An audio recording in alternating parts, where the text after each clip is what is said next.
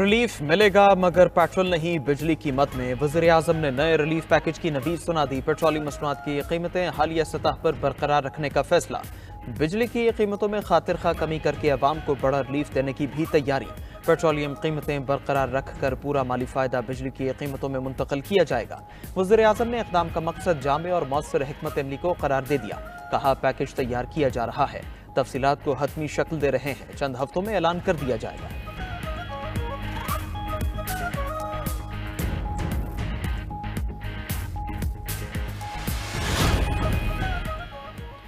आलमी मार्केट में तेल की कीमतों में इजाफा। अमरीकी खाम तेल 64 सेंट के इजाफे से $67.19 फी बैरल हो गया। बरतानवी खाम तेल की फी बैरल कीमत $7.58 पर बरकरार। सोना फी आउंस $2.30 इजाफे से $2,993 का हो गया। चांदी की कीमत में भी 1 सेंट का इजाफा। फी आउंस चांदी $34.37 की हो गई। बिटकॉइन की कीमत में $415 की कमी, कीमत $84,322 हो गई। पीपल्स पार्टी और मुस्लिम लीग नून ने मिलकर चलने पर इत्तेफाक कर लिया। दोनों जमातें अवामी मफाद के मंसूबों पर फौरी अमल दरामद पर भी मुत्तफिक हैं। गवर्नर हाउस पंजाब में होने वाली बैठक में कायदीन का हर माह के पहले हफ्ते में तसलसल के साथ इजलास मुनक़िद करने का भी फैसला। दोनों जमातों की राबिता कमेटियों का आइंदा मुशावरती इजलास 12 अप्रैल को होगा। वज़ीर आला पंजाब की अवामी फलाह के मंसूबों और तरक्याती कामों का जायजा लिया जाएगा।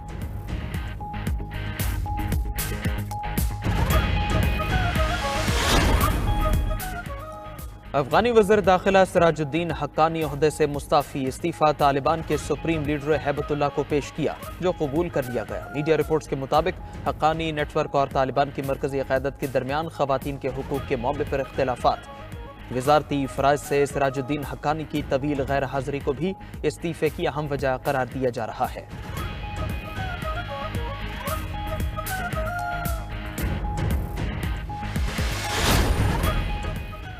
और पाक बहरीन दिफाई ताल्लुकात के दायरे कार वसी करने का आज़म। Commander Bahrain National Guard General Sheikh Mohammed bin Isa bin Salman Al Khalifa की सरबरा पाक बहरिया एडमिरल नवीद अशरफ से मुलाकात। नेवल हेडक्वार्टर्स में मुलाकात के दौरान खिते की सिक्योरिटी और दो तरफा ताउन पर तबादला ख्याल। नेवल चीफ ने रीजनल मैरीटाइम सिक्योरिटी पेट्रोल्स के जरिए खिते में अमन सलामती के लिए पाक बहरिया के इक़दामात पर रोशनी डाली। कमांडर बहरीन नेशनल गार्ड की खिते में सिक्योरिटी और इस्तेहकाम के लिए पाक बहरिया की काविशों की तारीफ।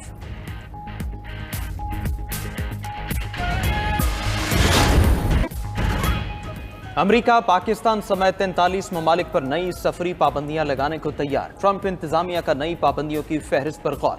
अमरीकी अखबार ने मुमकिना दर्जाबंदी और इसमें शामिल ममालिक के नाम जारी कर दिए।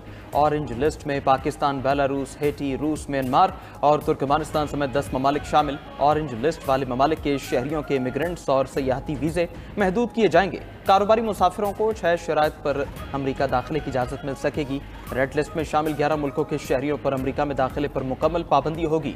अफगानिस्तान, ईरान, क्यूबा, लीबिया, शिमाली कोरिया, सोमालिया शामिल। सूडान, शाम, वेनेजुएला और यमन भी मुमकिना तौर पर रेड लिस्ट में होंगे।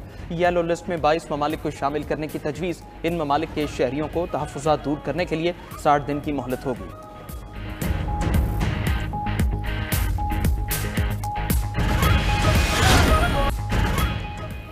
जाफर एक्सप्रेस पर हमला कहां हुआ? 92 न्यूज हमले के मुकाम पर पहुंच गया। दहशतगर्दों ने जहां ट्रेन को रोका वो बहुत दुश्वार गुजार रास्ता है। इस इलाके तक आने के लिए कोई सड़क भी मौजूद नहीं। दुश्वार गुजार रास्तों के बावजूद सिक्योरिटी फोर्सेस ने बर वक्त रिस्पॉन्स किया। यह ऑपरेशन जितनी महारत से मुकम्मल किया गया वो अपनी मिसाल आप है। पहाड़ों में फरार होने वाले दहशतगर्दों का पीछा करके उनको ठिकाने लगाया। मुसाफिरों को कामयाबी के साथ बाजियाब कराया गया।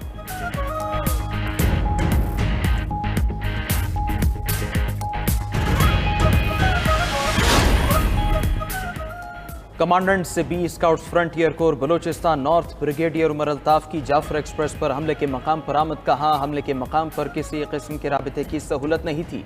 11 तारीख दिन 1 बजे हमारी चेक पोस्ट को निशाना बनाया गया। FC चेक पोस्ट पर हमले के बाद ट्रैक पर धमाका किया गया। FC ने काफी देर दहशतगर्दों का गोलियों और मार्टर गोलों से मुकाबला किया। चेक पोस्ट पर हमले में 3 FC एहलकार शहीद हुए। FC से लड़ने के बाद दहशतगर्द ट्रेन तक पहुंच गए। मुसाफिरों को यरगमाल बना लिया। पूरी ट्रेन को महफूज करना मुश्किल था। आहिस्ता आहिस्ता मुख्तलिफ फोर्सेज की टीमों ने ज्वाइन किया। ज़रार कंपनी ने 12 मार्च को अपनी तदबीर करके ऑपरेशन किया। Deputy chief engineer railway Rashid Imtiaz Siddiqui की हमले के मकाम पर मीडिया से गुफ्तगू। कहा ट्रैक की मरम्मत के लिए 10 से 11 घंटे दरकार होंगे। सिक्योरिटी वजूहात पर सिर्फ दिन में काम हो सकता है।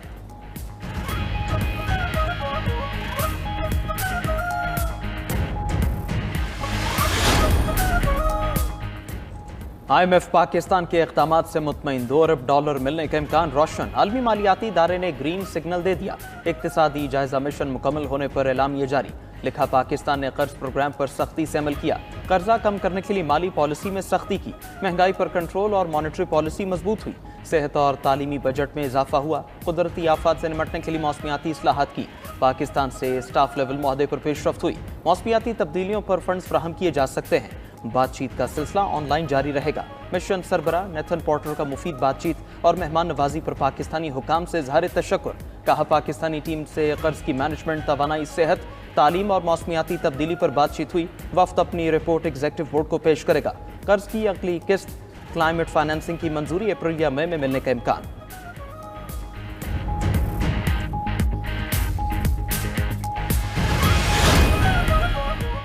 IMF प्रोग्राम पर अमल दरामद बहुत बेहतर रहा। IMF ने भी अपने एलामिये में इसको तस्लीम किया।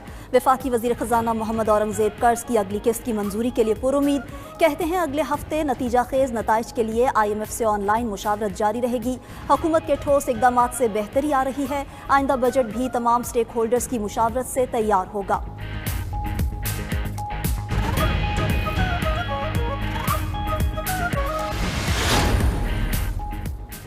बरतानिया से आने वाले 190 मिलियन पाउंड अवाम की मिल्कियत थे, जो बदकिस्मती से पिछली हुकूमत ने उनसे छीने। रकम अब नौजवान नस्ल पर खर्च हो रही है। वज़ीर मनसूबाबंदी हसन इकबाल का इस्लामाबाद में दानिश यूनिवर्सिटी की संग बुनियाद रखने की तकरीब से गुफ्तगू। कहा पाकिस्तान को नॉलेज इकॉनमी बनाएंगे। दानिश यूनिवर्सिटी दुनिया के बेहतरीन तालीमी इदारों से ताल्लुक़ कायम करेगी। वफाकी वज़ीर खालिद मकबूल सिद्दीकी ने भी दानिश यूनिवर्सिटी का क़याम अहम संग बील करार दिया।